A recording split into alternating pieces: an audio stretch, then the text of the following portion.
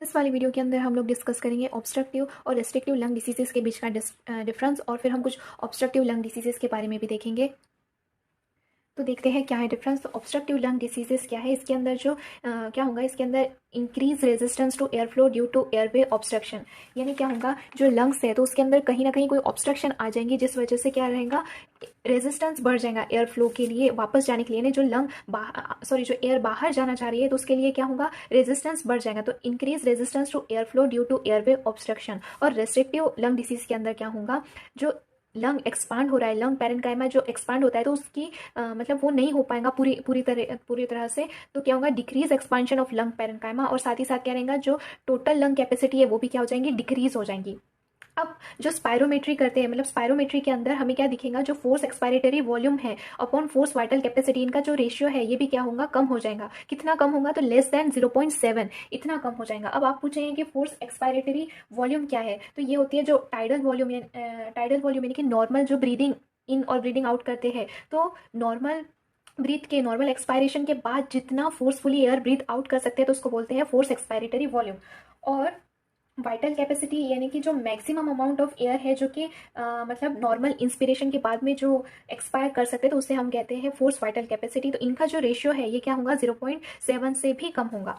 और रेस्ट्रिक्टिव के अंदर क्या रहेगा, ये जो रेशियो है, अगर स्पायरोमेट्री करे तो रेस्ट्रिक्टिव के अंदर क्या रहेगा, ये जो रेशियो ये प्रोपोर्शनेट रहेगा ना, नॉर्मल रहेगा, दोनों ही इक्वली कम हो जाएंगे। मतलब जितना FeV1 कम हो रहा है उतना ही FVC यानी कि फोर्स वाइटल कैपेसिटी भी उतना ही कम होगा। तो उनका जो रेशियो है वो क्या होगा, इक्वल होगा।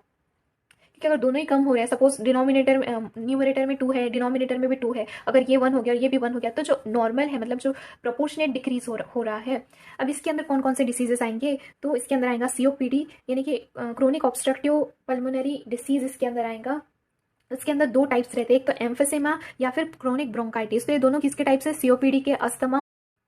और उसी के साथ क्या दिखेगा हमें, ब्रोंकियाक्टेसिस दिखेगा। अब जो एयर है वो क्या होंगी, वो ठीक से बाहर नहीं जा पाएंगी। ठीक है, एयर यहाँ पे ठीक से बाहर नहीं जा पाएंगी। इसके अंदर अब जो रेस्ट्रिक्टिव है उसके अंदर 2 टाइप्स है, एक रहेगा एक्सटेंसिक टाइप जिसके अंदर कोई भी डिसऑर्डर्स ऐसे जो चेस्ट वॉल डिसऑर्डर्स है तो वो इन्वॉल्व रहेंगे, और इंट्रेंसिक के अंदर कोई भी क्रोनिक इंटरस्टिशियल या फिर इन्फिल्ट्रेटिव डिसीज रहेंगे। अब चेस्ट वॉल डिसऑर्डर कौन कौन से है, तो सपोज मतलब जो भी लंग से रिलेटेड नहीं है, तो जैसे सीवियर ओबेसिटी, कोई प्लूरल डिसीज हो गया, या फिर काइफोसिस है, न्यूरोमस्कुलर डिसीज जैसे कि पोलियोमाइलिटिस है, तो ये सब क्या है, एक्सट्रेंसिक फैक्टर्स है, लंग के रिलेटेड नहीं है।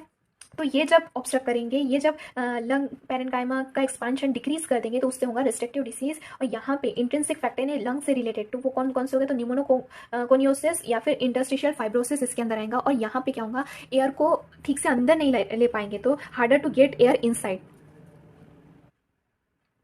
तो देखते हैं ऑब्स्ट्रक्टिव लंग डिसीजेस के बारे में। हमने डिफरेंस अभी देख लिया है, तो आप इसको खुद से एक बार रीड कर लीजिए वरना वीडियो बहुत लंबी हो जाएंगी।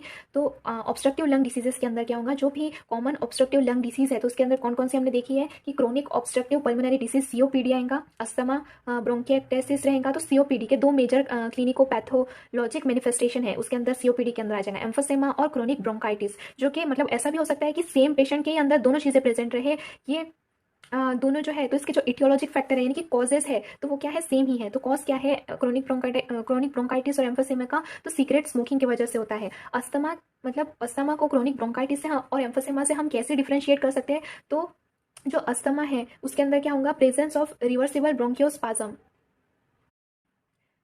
तो कभी कभी लेकिन ऐसा होता है कि अस्थमा के अंदर भी क्या होगा, कुछ टिपिकल अस्थमेटिक पेशेंट जो रहेंगे उनके अंदर भी ऐसा होगा कि वो रिवर्स हम नहीं कर पाएंगे।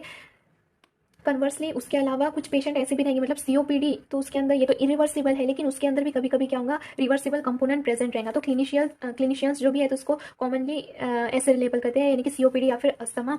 तो ये इतना इंपॉर्टेंट ये जो बात है वो तो है नहीं, लेकिन तो भी। अब क्रोनिक ऑब्स्ट्रक्टिव पल्मोनरी डिसीज क्या है, तो COPD ये क्या है, एक मेजर हेल्थ प्रॉब्लम है, और इसको WHO ने कैसे डिफाइन किया है, ये कॉमन प्रिवेंटेबल और ट्रीटेबल डिसीज है। मतलब ये बहुत ही कॉमन है और इसको प्रिवेंट करा जा सकता है, रोका जा सकता है, और इसका क्योर भी है, इसको ट्रीट भी करा जा सकता है। अब इसके अंदर क्या चीज़ रहेंगी, क्या कैरेक्टरिस्टिक रहेंगे इसके, तो इसके अंदर पर्सिस्टेंट रेस्पिरेटरी सिम्टम्स रहेंगे, एयर फ्लो लिमिटेशन रहेंगी। और ये क्यों होगा, जो एयरवे है या फिर एल्वियोलर एबनॉर्मलिटीज रहेंगी, मतलब वहाँ पर क्या होगा, जो हवा है वो ठीक से अंदर नहीं आ पाएंगी, एल्वियोलर के अंदर कुछ एबनॉर्मलिटीज रह सकती है। और ये किस वजह से रहेंगी, एक तो स्मोकिंग की वजह से रहेंगी, या फिर कोई भी हार्मफुल गैसेस पार्टिकल्स अगर लंग के अंदर चले जाए तो उस वजह से भी ये हो सकता है।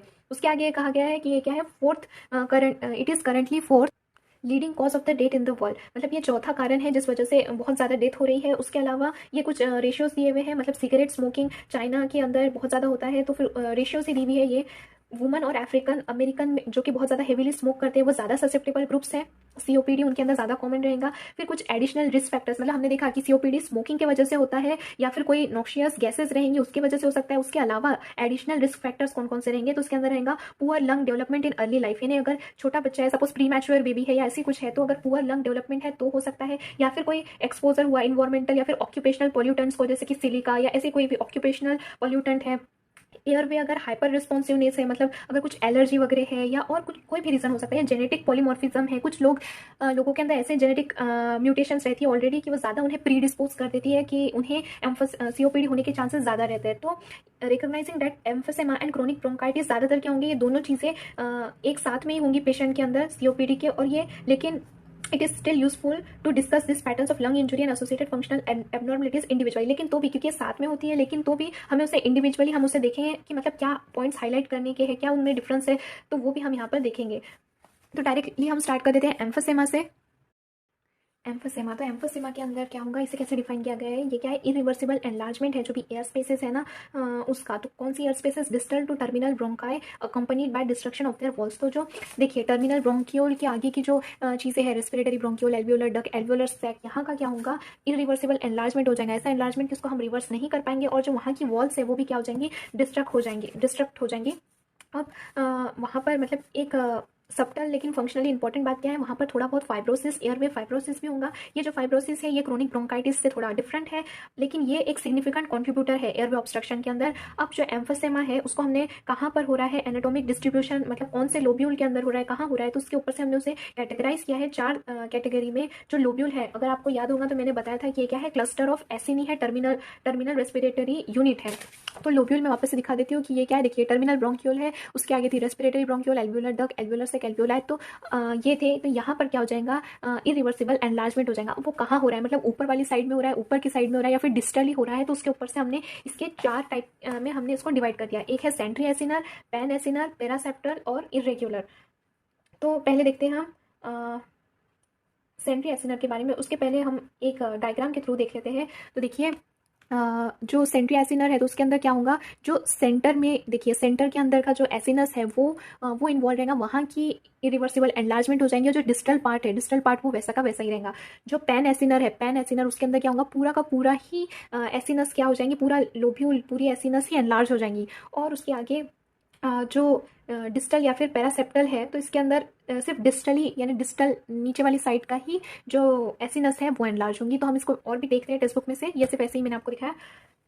अब जो सेंट्री एसिनर सेंट्री लोब्यूलर एम्फोसेमा है तो इसके अंदर ये बहुत ही सबसे ज़्यादा कॉमन फॉर्म है, 95% लोगों के अंदर होगा। हेवी स्मोकर्स जिनको सीओपीडी है उसके अंदर दिखाई देगा।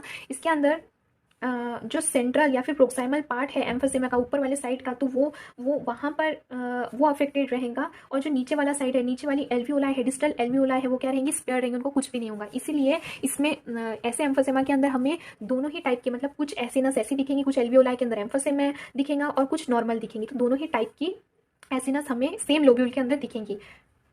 जो लीजन्स है वो ज़्यादातर कहाँ रहेंगे, ऊपर के साइड में, ऊपर वाले लोब में ज़्यादा प्रोनाउंस रहेंगे। अपाइकल पर्टिकुलरली जो अपाइकल यानी ऊपर वाली सेगमेंट है वहाँ पर इन्वॉल्व रहेंगे सेंट्रा एसिनर एम्फोसेमा। कभी कभी ऐसा होता है अगर सीवियर सेंट्री एसिनर एम्फोसेमा है तो हो सकता है कि नीचे के पोर्शन भी इन्वॉल्व रहे, तो फिर क्या होगा, हम उसको डिफरेंशिएट ही नहीं कर पाएंगे पैन एसिनर एम्फोसेमा से, डिफिकल्ट हो जाएगा हम लोगों के लिए।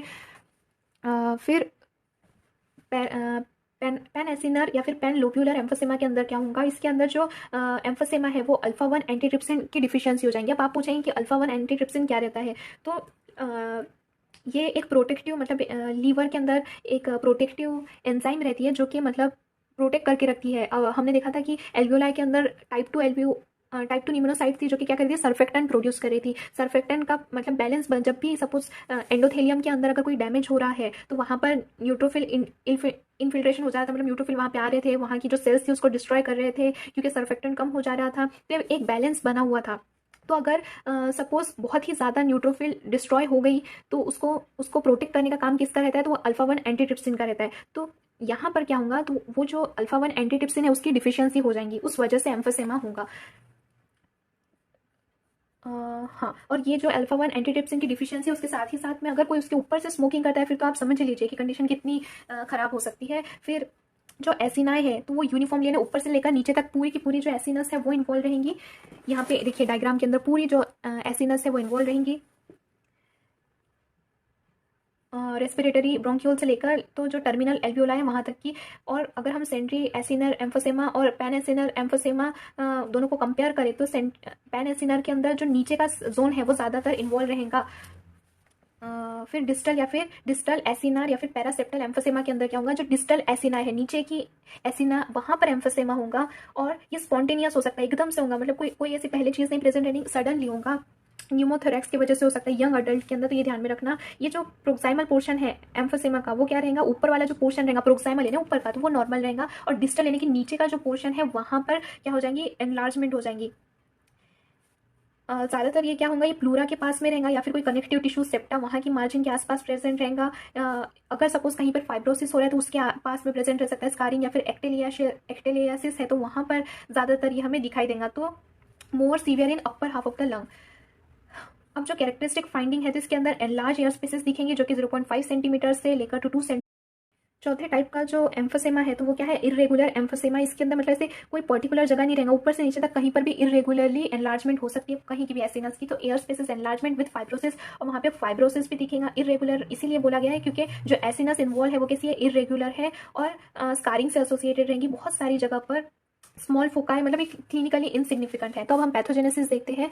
Clinically significant emphysema is largely confined to smokers. जो काम के ऐसे एम्फोसेमा है जो कि क्लिनिकली सिग्निफिकेंट है तो वो स्मोकर से रिलेटेड है, या फिर ऐसे पेशेंट जिसके अंदर अल्फा 1 एंटीट्रिप्सिन डिफिशियंसी है। ये जेनेटिक रीजन की वजह से भी हो सकता है। ये मतलब ये हाईलाइट करते हैं, ये जो दो कॉजेज है ना, इटियोलॉजिक फैक्टर्स है तो वो हाईलाइट करते हैं, एक तो वो स्मोकर्स के अंदर होगा या फिर अल्फा 1 एंटीट्रिप्सिन डिफिशियंसी जिन लोगों के अंदर है उनमें होगा। अब मैकेनिज्म क्या है, mechanism relating to these factors that contribute to development of emphysema. तो इसके अंदर कौन कौन से फैक्टर्स है जो इन्वॉल्व रहेंगे, तो एक है toxic injury and inflammation. Suppose कोई सिगरेट स्मोक करता है या फिर कोई भी नॉक्शियस पार्टिकल है, कोई गैसियस पार्टिकल है, वो अगर रेस्पिरेटरी इपिथेलियम को डैमेज करे, वहाँ पर फिर इन्फ्लामेशन या फिर सूजन आ जा रही है, तो उस वजह से क्या होगा, जो पेरेन्काइमा है उसका डिस्ट्रक्शन हो जाएगा। अब ये बहुत सारे इन्फ्लामेटरी मीडिएटर्स इन्वॉल्व हो सकते हैं जैसे कि leukotriene B, interleukin 8, interleukin 1, tumour necrosis factors, ये सारी चीज़ें इन्वॉल्व रह सकती है। और ये increase in the affected part of the lung. अब जहाँ पर एनलार्जमेंट हो रही है तो वहाँ पर ये जो सारी चीज़ें क्या हो जाएंगी, बढ़ जाएंगी। ये जो मीडिएटर्स है तो ये कौन रिलीज करेंगे, वहाँ पर रहने वाली जो इपिथेलियल सेल्स है और माइक्रोफेजेस है वो ये रिलीज करेंगे फैक्टर्स, और ये अट्रैक्ट करेंगे कि इन्फ्लामेटरी सेल सर्कुलेशन से वहाँ पर आए, जैसे कि केमोटेक्टाइल फैक्टर्स वो वहाँ पर आए, और जो इन्फ्लामेटरी प्रोसेस है, एडिमा बन रहा है तो उसको क्या करे, एम्पलीफाई करे, बढ़ाए वहाँ की प्रोसेस को। इसीलिए इसे प्रो इन्फ्लामेटरी साइटोकाइंस कहा गया है। फिर वहाँ पे क्या होंगी, उस वजह से स्ट्रक्चरल चेंजेस होंगी, ग्रोथ फैक्टर्स रिलीज होंगे। क्रोनिक इन्फ्लामेशन के अंदर क्या होगा, अगर बहुत ही सीवियर, बहुत ही क्रोनिक इन्फ्लामेशन है तो वहाँ पर एक्यूमुलेशन ऑफ बी और टी सेल्स भी हो सकता है affected part of the lung के अंदर। और अडेप्टिव इम्यूनिटी का कोई इतना खास मतलब रोल पता नहीं हुआ है अभी तक, ठीक है, अनसर्टन है। Protease and anti proteases imbalance, तो ये भी एक कॉज हो सकता है कि जो प्रोटीएजेस रहते हैं, मतलब कि इन्फ्लामेटरी सेल्स, एपिथेलियल सेल्स जो कि ब्रेक डाउन होंगी, कनेक्टिव टिश्यू कंपोनेंट को ब्रेक डाउन करेंगी, तो सेवरल प्रोटीएजेस क्या करेंगे, ये सेल्स को ब्रेक डाउन करेंगे। अब कुछ पेशेंट्स ऐसे रहते हैं जिनके अंदर एम्फोसेमा होता है तो उनके पास में जो प्रोटेक्टिव एंटी प्रोटीएजेस रहते हैं जो बचाते हैं, तो इनकी डिफिशियंसी रहती है, क्या है, जेनेटिक बेसिस है।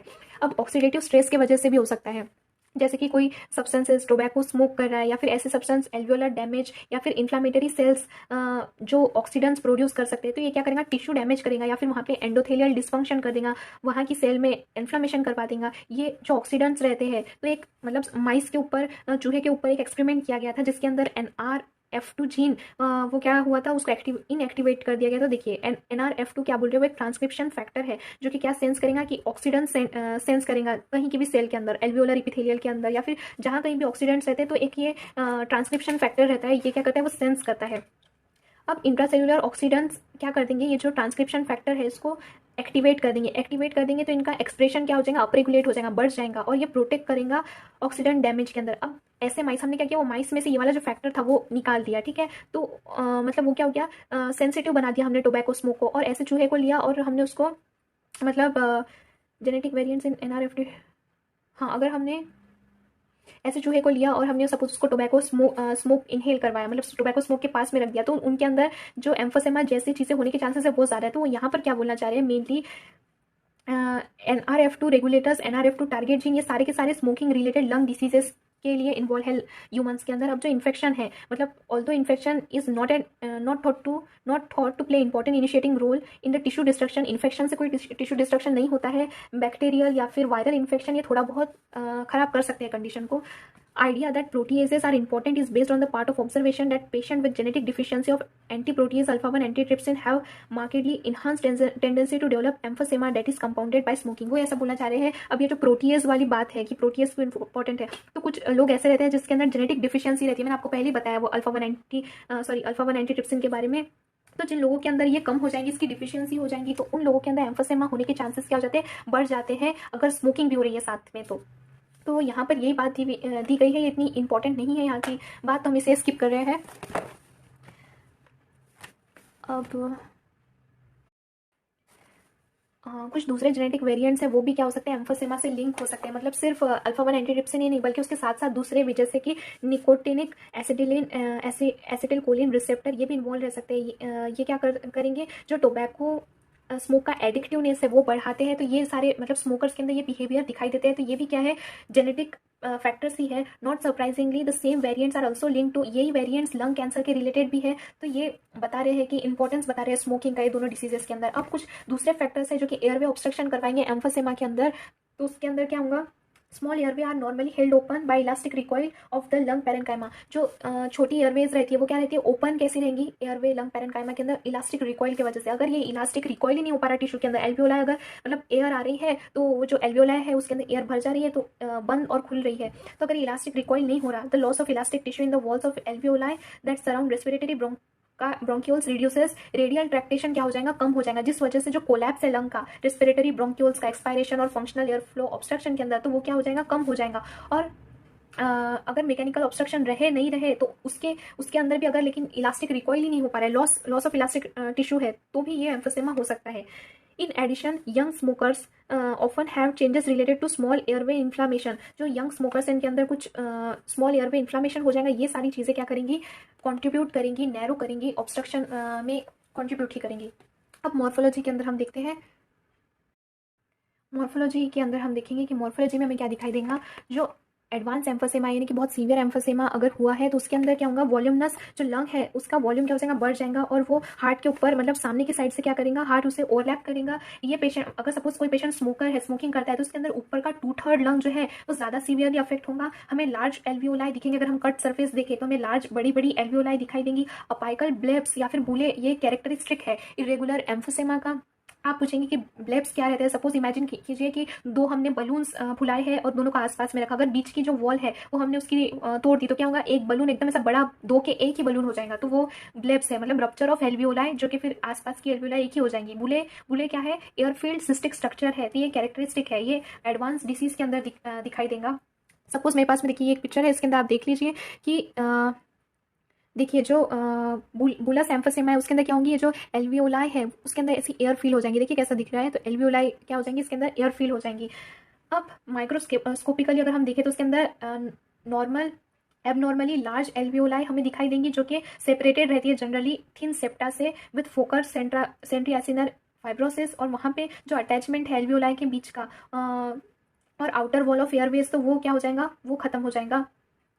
पोर्स ऑफ कॉन क्या रहते हैं, मतलब देखिए दो एल्वियोलाई रहते हैं, तो उनके बीच में का सपोज दो रूम है, दो रूम के बीच में एक खिड़की है, तो ऐसे ही दो एल्वियोलाई है, दो एल्वियोलाई के बीच में थोड़ा सा स्पेस रहता है, उसको हम बोलते हैं पोर्स ऑफ कॉन। तो वो क्या हो जाएंगे, वो लार्ज हो जाएंगे, और are so large that septa appear to be floating. इतने लार्ज हो जाएंगे कि जो वहाँ का सेप्टा है तो हमको क्या लगेगा, ऐसा कि वो फ्लोट कर रहा है या फिर प्रोट्यूड हो रहा है एल्वियोलर स्पेस के अंदर। कैसा दिखेगा, हमें वहाँ पे क्लब शेप्ड एंड वहाँ पे दिखेगा, जो हम ये कार्ड के अंदर रहता है क्लब शेप, तो वैसा हमें दिखाई देगा। देखिए ये जो एक सेकेंड, देखिए जो एल्वियोलस है, तो एल्वियोलर के अंदर ये जो ऐसे ये ब्लैक में दिख रहे हैं, मतलब एक एल्वियोलस को दूसरे एल्वियोलस से जो कनेक्ट कर रहे हैं उसको बोलते हैं पोर्स ऑफ कॉन। तो ये क्या हो जाएंगे, पोर्स ऑफ कॉन, ये एनलार्ज हो जाएंगे, बहुत इतने लार्ज हो जाएंगे, और ये फ्लोटिंगली मतलब दूसरे एल्वियोलर स्पेसेस के अंदर भी दिखाई देंगे। जो एल्वियोलर वॉल्स है वो क्या हो जाएंगी, डिस्ट्रॉय हो जाएंगी। Decrease in capillary bed area भी हो जाएगा, मतलब जिस वजह से जो कैपिलरी बेड एरिया है सपोज इतना बड़ा अगर हो गया है, तो वो क्या हो जाएगा, कम हो जाएगा। एडवांस डिसीज के अंदर एबनॉर्मल एयर स्पेसेस क्या हो जाएंगी, लार्ज हो जाएंगी। मैंने ब्लेब्स और बुले आपको दिखा दिया, वो दिखाई देंगे।